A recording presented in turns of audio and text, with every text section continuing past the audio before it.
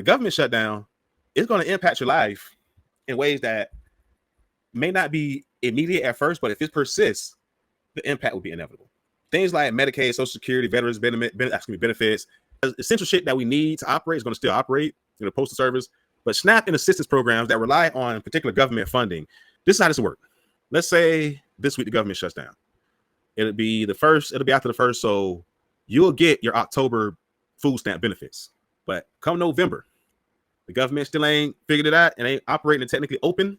You still may get your full allotment of benefits in November.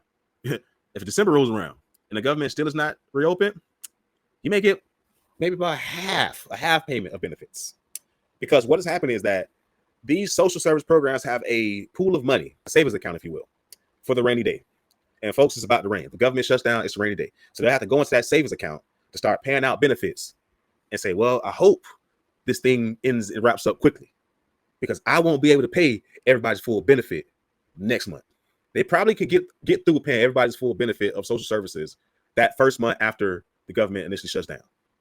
But 2 months into the government shutdown, you will not see full social service benefits payments. The social service programs won't be operating from a government check that they're getting.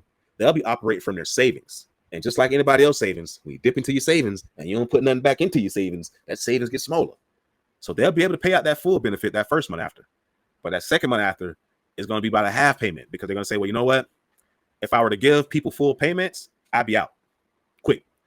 If I give people half payments, I might be able to give them another half payment on month 3. Month 4, they're going to be like, yeah, I'm trying to figure out how I'm going to take care of, you know what I'm saying? They're going to be hitting you with that. So a government shutdown is never a good thing because we won't be able to sustain the services for long. Now, one thing that will get cut immediately during the government shutdown is non-essential services. So you'll see park closures being closed. Museums won't be, operating at full. They might close them down, to be honest with you. They might not even do halfway capacity. Federal loans to small business administration would cease, as with federal housing administration loans. Okay, so this is one that you may see start off with, when I said other social service programs, they'll try and keep up. But a lot of the SBA, housing, and things like social services like that, there is no savings account. There is no rainy day fund.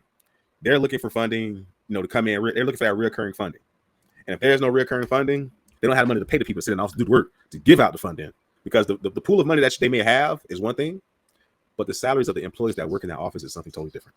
I say once again, after pointing all that out, is letting the government shut down really in the best interest of making America great again.